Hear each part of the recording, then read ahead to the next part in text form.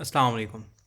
मेरा नाम रियान अतहर है और लास्ट वीडियो के अंदर जो है वो हमने आपको बताया था सॉफ्टवेयर मेंटेनेंस और सॉफ्टवेयर एवोल्यूशन का। और इस वीडियो में जो है हम सॉफ्टवेयर मेंटेनेंस की जो है वो आगे टाइप्स देखेंगे। सॉफ्टवेयर मेंटेनेंस के अंदर हमारे पास एक तो है इंटेंशन बेस्ड मेंटेनेंस। अब इंटेंशन बेस्ड मेंटेनेंस के नाम से हमें समझ आ रही है कि आप किसी इंटेंशन के साथ, मतलब कोई आपके पास स्पेसिफिक टास्क है, कोई स्पेसिफिक एम है जिसके मुताबिक आप जो है सॉफ्टवेयर के अंदर कुछ चेंज करने वाले हैं। ठीक है, तो अब इसके अंदर हमारे पास है carry out specific maintenance task. ये देखें, ये तो मैंने अभी आपको बता दिया नाम से। ठीक है, उसके बाद एक्टिविटीज़ टू मेक करेक्शंस, कि आप जो है वो उस ऐसी एक्टिविटीज़ करते हो जिनसे आप कुछ करेक्शंस जो हैं वो कर रहे हो सॉफ्टवेयर में।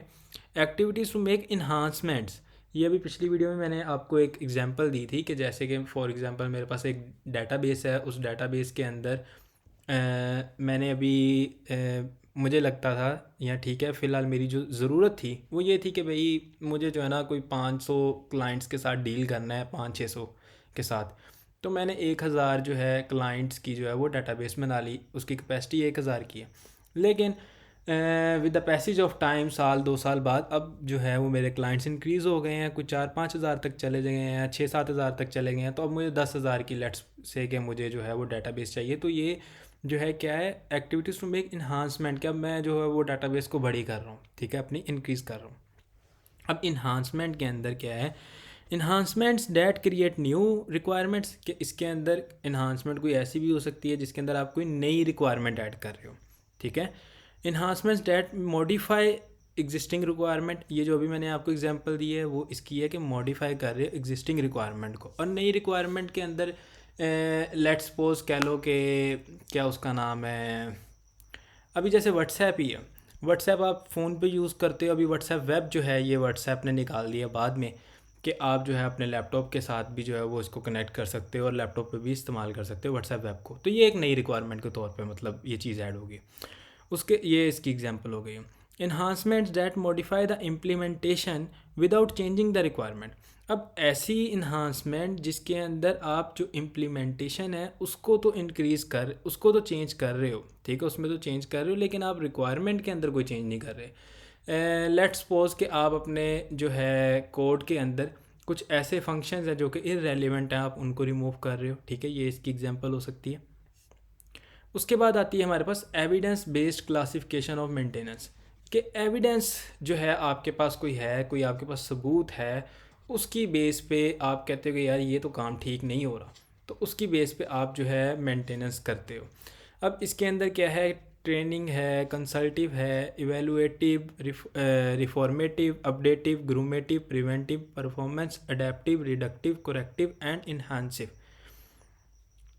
कि आपने कोई टेस्ट केसेस किए हैं या आपके पास परफॉर्मेंस का जो है वो आपके पास डाटा आया है या आपने अडेप्टिव देखा है, मतलब इन सारी चीज़ों को मद्देनज़र रखते हुए आप जो है कोई मेंटेनेंस करते हो।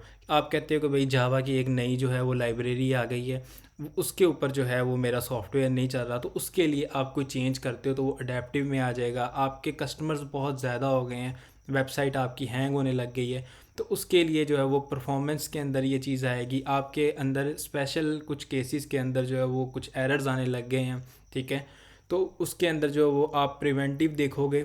ठीक है, तो मतलब ये सारी जो है वो एविडेंस बेस्ड क्लासिफिकेशन है। ठीक है, अब इसके ऑब्जेक्टिव्स क्या हैं हमारे पास, KPIs to assess the system after maintenance. ठीक है, अब KPI क्या है, ये हमारे पास की परफॉर्मेंस इंडिकेटर है। ठीक है, ये मेजर करता है कि कोई जो ऑपरेशन है वो कितना अच्छे तरीके से अपने मेंटेनेंस गोल्स को जो है वो अचीव कर रहा है। Accurate reflection of activities in process of software maintenance, कि जो आपकी एक्टिविटीज़ हैं सॉफ्टवेयर मेंटेनेंस के दौरान उनकी जो रिफ्लेक्शन है वो बिल्कुल सही पड़ रही है कि नहीं पड़ रही। ठीक है, एक्यूरेट रिफ्लेक्शन जो है वो होनी चाहिए आपकी एक्टिविटीज़ की, मतलब जो आप एक्टिविटी कर रहे हो वो जिस पर्पस के लिए कर रहे हो वो पर्पस उसमें अचीव होना चाहिए।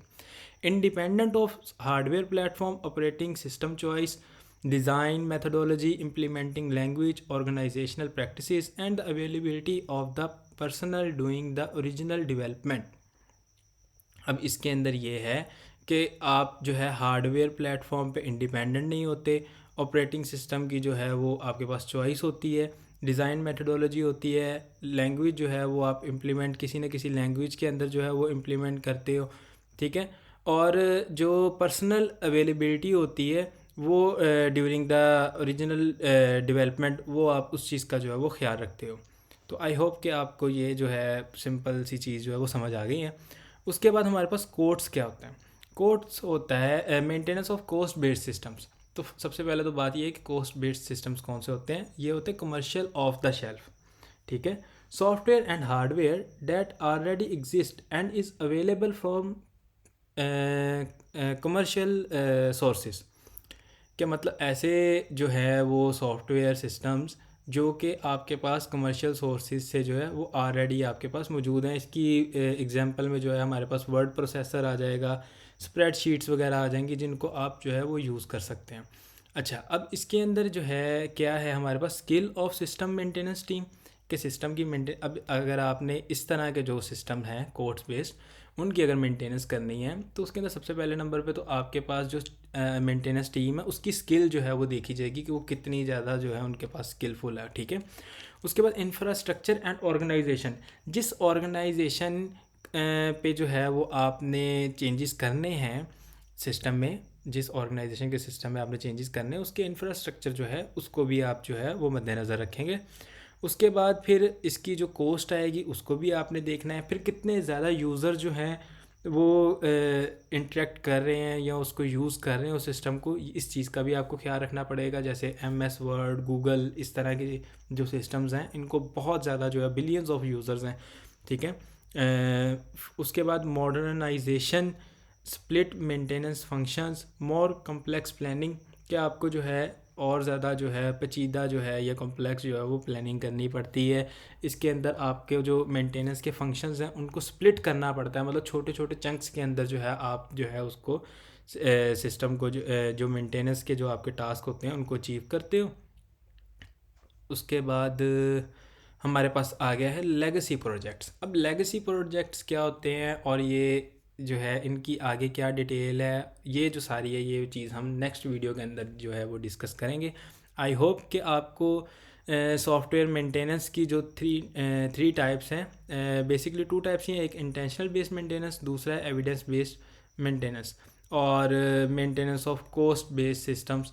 ये जो है इसका एक ओवरव्यू मैंने आपको दिया। आई होप कि आपको समझ आया होगा। अगर आपको वीडियो अच्छी लगी है तो इसको लाइक करें, अपने फ्रेंड्स के साथ शेयर करें, और अगर आपको किसी भी किस्म का जो है वो कोई क्वेरी है तो वो आप कमेंट सेक्शन में मुझसे पूछ सकते हैं। मैं आपकी हर क्वेरी का जो है वो आंसर करूँगा। Thank you so much, take care, अल्लाह हाफिज़।